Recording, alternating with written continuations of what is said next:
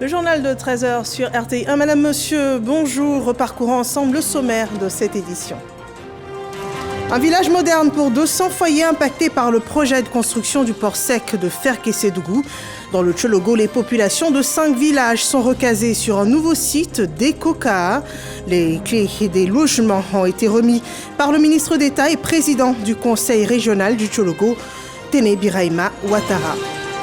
Un projet pour accroître l'électricité à l'énergie électrique réunis 19 pays de la CEDEAO et du Sahel en Côte d'Ivoire. Un programme pour l'accès à l'énergie solaire hors réseau qui devrait être profitable aux entreprises, établissements publics de santé et d'éducation en Afrique. Et puis la question de l'immigration encore en une actualité en France. La commission mixte paritaire sur la loi immigration est prévue ce lundi 18 décembre. Le gouvernement français espère réussir à trouver un compromis avec les Républicains. Bienvenue à tous. Ce journal est également en langue des signes. Pour commencer, partons dans le nord de la Côte d'Ivoire. Un village moderne pour 200 foyers impactés par le projet de construction du port sec de Ferkessédougou. Les habitants de 5 localités sont recasés sur un nouveau site doté de commodités et infrastructures sociales de base.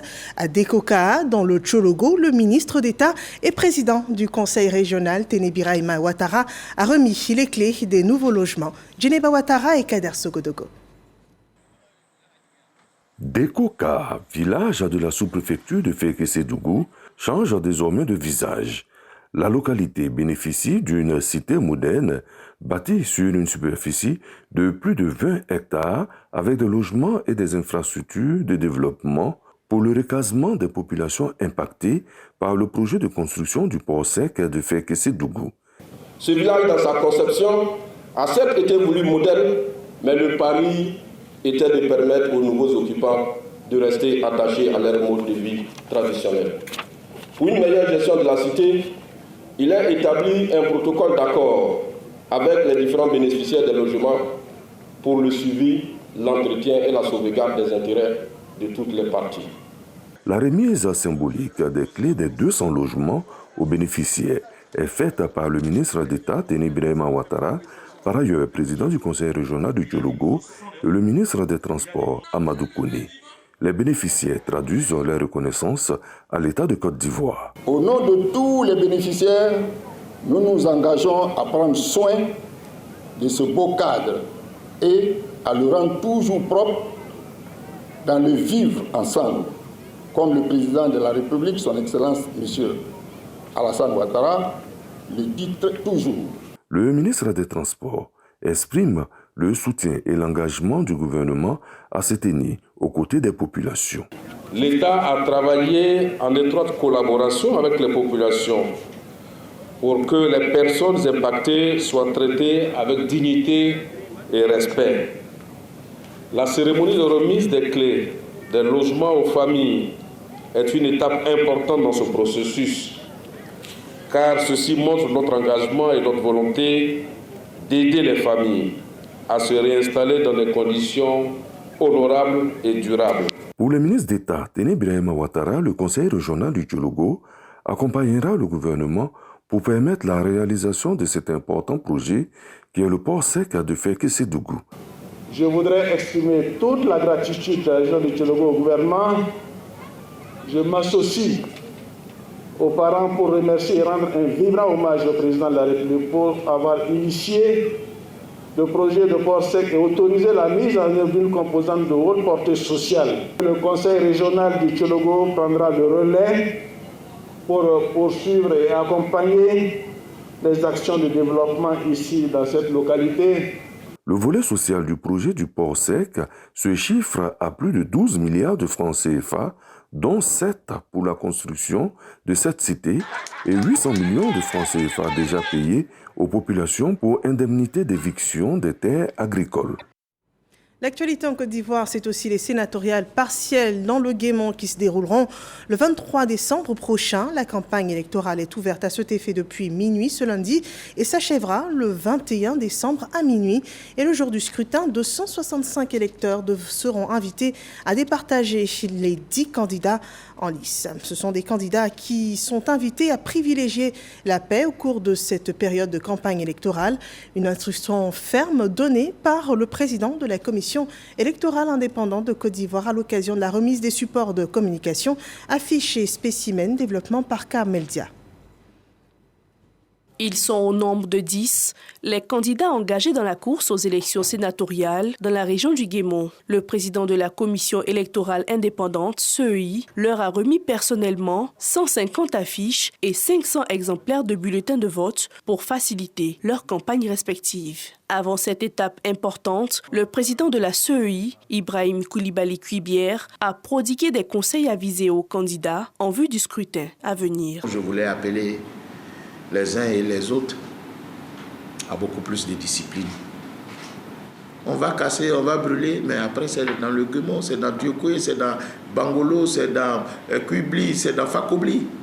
Nous faisons tout pour être corrects, pour faire de sorte que le résultat qui est proclamé soit conforme à la volonté des électeurs. Et la seule chose qui vous reste, c'est d'inviter vos partisans au calme. Le président de la CEI et les candidats sont en phase. Nous ne faisons que reprendre les élections chez nous. Alors, il faut que ça cesse et que le vainqueur soit le vainqueur. Quand il dit toujours le Guémont, on reprend les élections, ce n'est pas bon signe pour le Guémont. Et nous sommes vraiment prêts à faire comprendre à nos compatriotes que les élections, ce n'est pas la guerre. Concernant la question des stickers apposés sur les procès-verbaux, le président de la CEI a apporté des précisions. Le problème des stickers, il n'y aura plus de stickers sur les procès-verbaux. L'authentification des procès-verbaux procédera de la signature des agents électoraux. La liste définitive des candidats a été arrêtée et publiée depuis le samedi 26 août dernier. Les élections partielles pour élire les sénateurs de la région du Guémont auront lieu le 23 décembre prochain.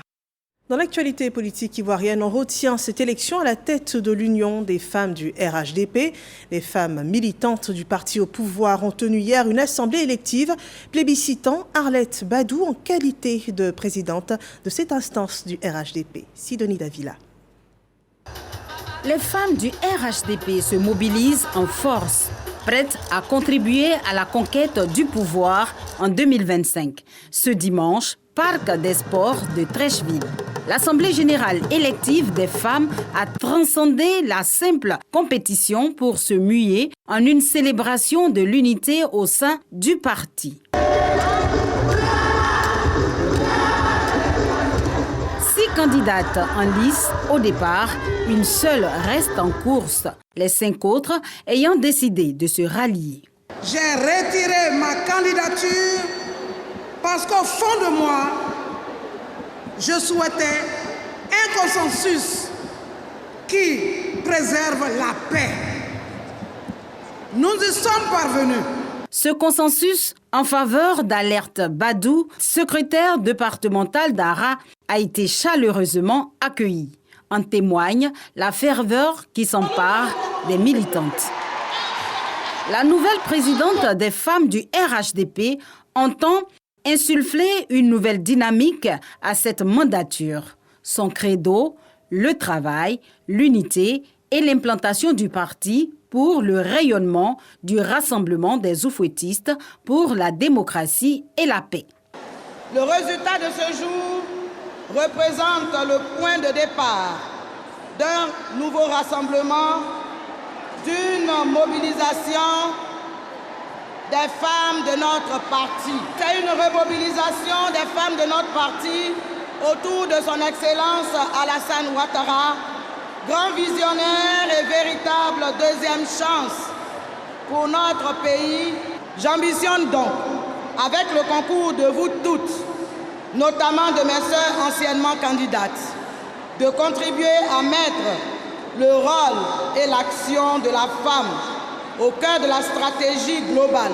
Les défis à venir recommandent que nous renforcions notre présence sur le terrain en synergie avec la haute direction du parti, pour garder notre position de premier parti politique de Côte d'Ivoire. Le choix d'Arlette Badou est unanimement salué. Les cadres lui apportent leur caution.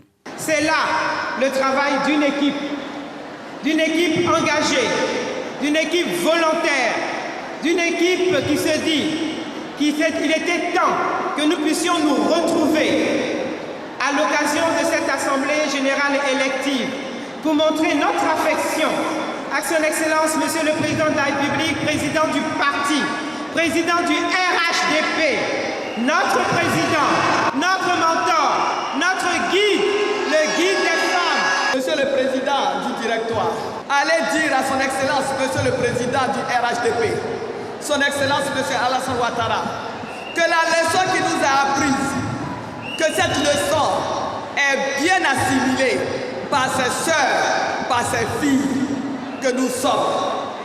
Oui, que les femmes du RHDP partagent sa vision, la vision d'une Côte d'Ivoire solidaire, la vision d'une Côte d'Ivoire rassemblée, la vision d'une Côte d'Ivoire unie, avec des hommes et des femmes qui cultivent tous les jours le vivre ensemble, la fraternité, l'amour, le consensus. Merci au président Alassane Ouattara. Merci de nous indiquer la voie, mais merci à mes sœurs de suivre cette voie que le président nous indique. Merci de démontrer que nous sommes dans un parti politique, un parti de cohésion, un parti de consensus. Grâce à ce consensus, au lieu d'aller à un événement qui aurait pu occasionner un déchirement, nous voici rassemblés pour faire la fête. La nouvelle présidente nationale des femmes du RHDP peut donc compter sur le soutien des responsables de son parti. Au président s'assise de l'Union des femmes du RHDP, je voudrais me féliciter de l'esprit dans lequel l'Assemblée générale élective s'est passée. Je note pour ma part que ce processus électoral a été une opportunité pour nos militants de tester leur capacité à mettre l'intérêt supérieur du parti au-delà de toutes les tendances qui seraient de nature à fragiliser notre parti.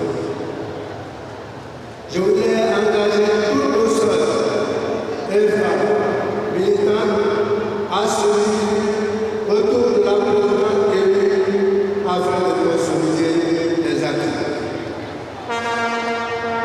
Je félicite donc Mme Arlette Badou, ma fille, qui a été plébiscitée, et je voudrais lui dire la disponibilité du directeur à l'accompagner dans sa mission. Pour cette Assemblée générale élective, elles sont venues de toutes les contrées de la Côte d'Ivoire. Les femmes du RHDP sont aussi soutenues par d'autres associations féminines venues notamment du Sénégal et d'autres villes d'Europe et d'Amérique. Voilà, Arlette Badou, un choix par consensus à la tête de l'Union des femmes du RHDP. C'est un élément de Sidoni Davila, notre reporter, qui rapporte également les réactions de personnalités politiques présentes à cette assemblée élective, le vice-président du parti et plusieurs cadres du RHDP. Cette belle machine de nos sœurs qui a déployé la capacité du RHDP à arriver au consensus en plaçant l'intérêt du parti au-dessus de tout. Nous avons été nourris par cette grande mobilisation. Nous ne pouvons que les en féliciter. Nous les encourageons. Nous demandons à la présidente de travailler avec toutes les bonnes volontés afin d'asseoir solidement le RHDP dans la conscience des Ivoiriens, comme les élections l'ont prouvé, mais comme les autres élections devront aussi le prouver. C'est un bel exemple de ce qui fait l'âme du RHDP, le vivre ensemble, la recherche permanente du consensus. Le consensus a prévalu, une présidente a été élue et nous pensons que c'est une bonne présidente parce qu'elle est élue locale. Et ce que nous avons vécu aujourd'hui montre à quel point notre parti est un parti démocratique. Changer les instances, vraiment, nous a permis donc de découvrir que les anciennes générations, je dirais anciennes générations, pas en âge, mais au plan politique, savent faire la passe aux nouvelles générations. Quand c'est de nouvelles perspectives, c'est de nouveaux espoirs. Nous avons tout un espoir qu'elle fera émerger les femmes et que vraiment les femmes pourront mieux s'affirmer. Le RHDP est définitivement le plus grand parti de Côte d'Ivoire et dès aujourd'hui, 2025, la campagne est lancée avec les femmes. Toutes mes félicitations à la nouvelle présidente Arlette Badou Nguessan, ma jeune sœur dont je suis convaincue réussira cette mission avec brio. Et voilà des actions politiques qui préparent les élections présidentielles de 2025. Et comme en politique, les ports ivoiriens se veulent compétitifs pour accroître la sûreté des installations portuaires, la coopération Côte d'Ivoire-États-Unis est mise en avant. 62 ou 4 dirigeants et agents de sûreté ont mis à jour leurs notions dans le cadre de la sûreté et de la conduite des exercices sur les installations portuaires. Développement par Lanciné Bakayoko. Cette session de formation pilotée par les affaires maritimes et portuaires est menée en synergie avec les gardes-côtes américains. Il s'agit de garantir la sécurité des ports ivoiriens au regard du contexte mondial de menaces terroristes. En matière de sûreté et de sécurité, c'est un travail continu. On ne peut pas baisser les bras. Au contraire, cela ne peut que nous encourager à mieux faire et aller de l'avant. Et c'est à cela que concourt cette formation. Nous accordons beaucoup d'importance et de valeur au partenariat qui existe entre la DEGAMP et les gardes-côtes américaines, également au partenariat qui existe entre les États-Unis et la Côte d'Ivoire.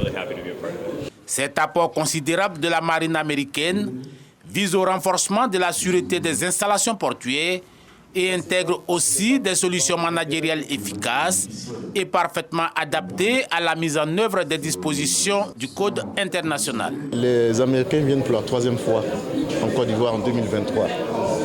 Ils ont trouvé en Côte d'Ivoire donc un bon élève qui applique la réglementation internationale à travers son code maritime. Et le bilan qu'on peut faire, c'est un bilan positif.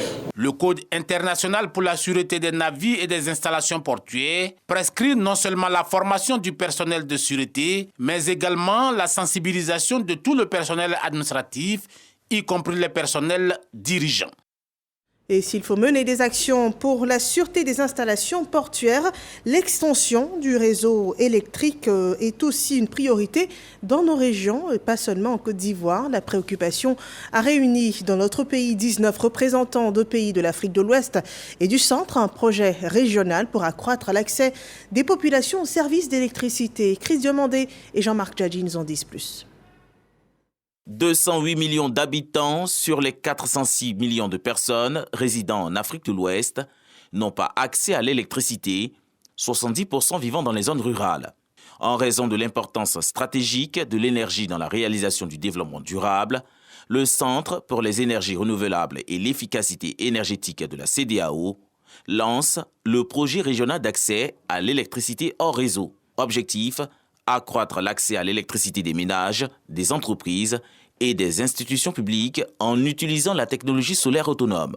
Et le projet va contribuer grandement à accompagner le secteur privé en finançant ce secteur privé pour pouvoir électrifier des ménages, mais pouvoir aussi développer des activités génératrices de revenus des gens qui travaillent dans le milieu rural et les autres types d'activités génératrices de revenus. La maîtrise de ce projet nécessite une formation des points focaux des 19 États membres de la CEDEAO. Nos points focaux qui sont nos représentants dans les différents pays où est mis en œuvre le projet, soient outillés, qu'ils en connaissent la compréhension, qu'ils connaissent les outils qui vont servir à la collecte de ces données pour pouvoir les calculer et puis faire le reporting. En Côte d'Ivoire, des stratégies sont mises en place pour la vulgarisation de l'énergie solaire. Tous les tests d'application du coût de l'électricité de 2014 sont presque pris pour ce qui concerne les énergies renouvelables hors réseau et même les énergies renouvelables de manière générale. Financé par la Banque mondiale et la coopération néerlandaise, le projet régional d'accès à l'électricité hors réseau vise ainsi à aider les pays à adopter les tarifs extérieurs communs pour faciliter le commerce transfrontalier des produits solaires autonomes. En matière de prospective et de gestion de projets en Côte d'Ivoire, le capital humain est formé par la chaire UNESCO. Et d'ailleurs, découvrons la première promotion, anticipation, prospective et territoire durable de l'Afrique noire francophone avec Khalid Diomandé. Ils sont désormais outillés et prêts à adresser les questions liées à la gouvernance durable des territoires, au changement climatique, à la prospective et à la gestion de projets. Les 80 auditeurs de la première promotion de la chaire UNESCO, Anticipation, Prospective et Territoire Durable, reçoivent le parchemin à l'issue de plusieurs programmes de formation de 3 à 7 mois. Au total, 8 certificats proposés, dont l'ingénierie prospective, l'intelligence territoriale et les fonctions administratives. On a appris beaucoup de choses en rédaction administrative, en anticipation dans l'administration, planification, prospection dans l'administration. Aujourd'hui, je sais que j'ai des rudiments. Je suis outillée, je suis plus à l'aise. Autant la prospective que la gestion de projet, ce sont des notions qui s'étendent à tous les domaines d'activité aujourd'hui. Donc il était important d'avoir des notions là-dessus. Comment monter un projet, comment l'élaborer, comment le suivre, comment le mettre en œuvre et éviter vraiment qu'il ne parte vers l'échec. Et c'était exaltant et nous sommes contents aujourd'hui du résultat. Bien sûr, on va tout faire pour mettre cela en œuvre dans nos domaines d'activité maintenant. Logée à l'université Alassane Ouattara de Bouaké, la chaire UNESCO Anticipation, Prospective et Territoire Durable est la 4e chaire UNESCO en Côte d'Ivoire et la première en Afrique noire francophone. Les activités ont démarré en juillet 2022 après son attribution officielle en mars 2022. La prospective est institutionnalisée en Côte d'Ivoire. La prospective est aujourd'hui un métier en bonne et due forme dans la carte des métiers et dans l'administration publique, mais il n'y a pas de formation en prospective. Donc là, c'est toutes ces personnes qui viennent de recevoir leur certificat vont aider, contribuer à développer la fonction prospective et d'anticipation dans leurs organisations publiques, privées et territoriales en Côte d'Ivoire. Après cette première promotion, la chaire UNESCO Anticipation, Prospective et Territoire Durable entend proposer des formations de type licence et master. Et nous poursuivons avec la valorisation de l'excellence Made in Côte d'Ivoire avec la 5e édition du Who is Who in Côte d'Ivoire. 136 personnalités ont été décorées pour cette édition 2023. Désiré Enyamou et Jean-Marc Djadji. 136 personnalités issues de divers secteurs d'activité distinguées lors de la 5e édition du Who's Who, un ouvrage annuel qui contribue à la promotion des talents en Côte d'Ivoire dans toute sa diversité. C'est un événement annuel que nous avons initié pour promouvoir l'excellence ivoirienne. Donc le Who's Who in Côte d'Ivoire est l'événement de valorisation et de promotion des meilleurs talents ivoiriens. L'année dernière, on était à 113 personnes sélectionnées, donc 113 biographies. Cette année, on en a 136. Des présidents d'institutions, des membres du gouvernement, le couple présidentiel ont aussi été honorés pour leur parcours. L'excellence reconnue, ça ne peut que nous rendre fiers. À travers cette distinction, il faut aussi parler à ceux qui sont l'avenir de demain. Je parle des jeunes. Nous devons être des modèles pour ces jeunes-là, les amener à travailler dur, à être patient, à être dans le tempo et le calendrier du lendemain. C'est ça qui est le plus important. Cette opportunité très gratifiante, puisque à la fois pour nos employeurs, qui nous donnent la possibilité de nous exprimer dans le cadre de nos compétences, mais également pour la Côte d'Ivoire, puisque nous permettons de mettre en avant donc, les qualités et l'excellence. Créé en 2019, le Who's Who en Côte d'Ivoire a pour but d'inciter davantage les Ivoiriens à la culture du mérite et de partager des trajectoires inspirantes avec la jeunesse. La Côte d'Ivoire, c'est aussi reconnaître le mérite de personnalités qui participent à l'essor de l'Afrique. Et dans ce cadre, un ministre d'État du Congo a été décoré. Le développement avec Ahmed Traoré. Jacques Bouya, ministre d'État, ministre de l'Aménagement, du Territoire, des Infrastructures et de l'Entretien routier de la République du Congo, fait commandeur de l'Ordre national ivoirien. Cette distinction se justifie par son dévouement au travail, également pour sa détermination au renforcement de la coopération entre la République sœur du Congo et la Côte d'Ivoire. Selon le grand chancelier de la Côte d'Ivoire, le ministre d'État congolais Jacques Bouya a contribué à la signature d'une dizaine d'accords entre les deux pays. Nous voici réunis aujourd'hui, amis de la Côte d'Ivoire et du Congo, pour apporter notre pierre à l'approfondissement d'une coopération exemplaire à tous égards. Nous sommes heureux, Monsieur le ministre d'État, de vous honorer à votre tour en présence de personnalités ivoiriennes et congolaises et de la présidente du Sénat, Madame Kandia Camara. Et ces personnalités tiennent à vous témoigner leurs sentiments ainsi que leur attachement indéfectible à la relation Congo-Côte d'Ivoire. Une démarche bien appréciée par le récipiendaire. Je suis touché par cette marque de considération que la République de Côte d'Ivoire vient de me faire en me décernant la distinction de commandeur dans l'Ordre national du mérite de Côte d'Ivoire. Je me dois en premier d'exprimer avec la dévotion qui sied mes sincères remerciements, doublés d'une gratitude infinie à son Excellence M. Alassane Ouattara, président de la République de Côte d'Ivoire, et aussi remercier les autorités qui sont ici d'avoir permis l'organisation de cette activité dans ce cadre jovial et d'ailleurs dans les circonstances présentes. Pour rappel, Jacques Bouya est un homme politique congolais né le 24 mai 1962 à Mouembe. Il est également député de la circonscription de Chikapika au Congo depuis septembre 2012. Toujours sur le thème de la distinction, les meilleurs acteurs du secteur du tourisme en Côte d'Ivoire, les sublimes du tourisme seront bientôt distingués au cours d'une cérémonie appelée la soirée de distinction des acteurs du secteur du tourisme. Ce sera le 20 décembre prochain. Tout l'écosystème touristique se retrouvera à cette occasion. Patricia Omoetia et Jean-Marc Djadji. Les sublimes du tourisme, événement prestigieux qui vise à récompenser les acteurs du secteur touristique. L'année dernière, les awards ont été décernés dans 21 catégories en compétition et 20 prix spéciaux. Pour le ministre du Tourisme et des Loisirs, les sublimes du tourisme est une cérémonie qui rime avec performance et excellence. Nous pensons que ce concours peut apporter un plus.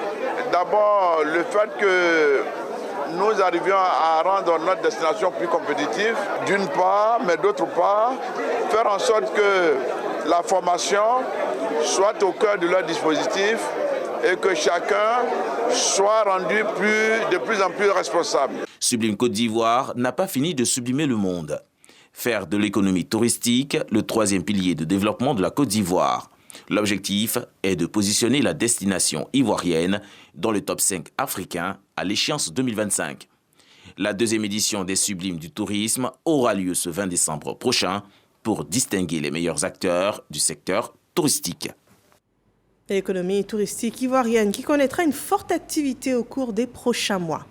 En Guinée, une explosion s'est produite ce 18 décembre, à peu près vers minuit 30, dans le dépôt de carburant de Conakry. L'explosion, rapidement suivie d'un incendie, a eu lieu dans le quartier administratif des affaires de Kaloum, non loin du port. De nombreux blessés sont annoncés, aucun bilan officiel également annoncé, mais selon l'AFP, à 7 heures, au moins 8 personnes ont été tuées. Le drame a entraîné la fermeture des écoles, des administrations dans le Grand Conakry, comprenant la capitale et ses environs. L'incendie d'origine inconnue pour le moment pourrait directement impacter les populations au vu de son ampleur et de ses conséquences, rajoute le gouvernement. L'actualité en France, la commission mixte paritaire sur la loi immigration est prévue ce lundi 18 décembre. Le gouvernement garde espoir de réussir à trouver un compromis avec les Républicains. Et en cas de compromis sur un nouveau texte, le vote des deux chambres du Parlement aurait lieu dès demain, mardi. Et en cas de rejet, le projet de loi serait abandonné. C'est le dernier mot de ce journal. Merci de nous avoir suivis. Je vous souhaite un excellent après-midi sur RTI 1 et rendez-vous demain, même heure, sur ce même plateau à 13h.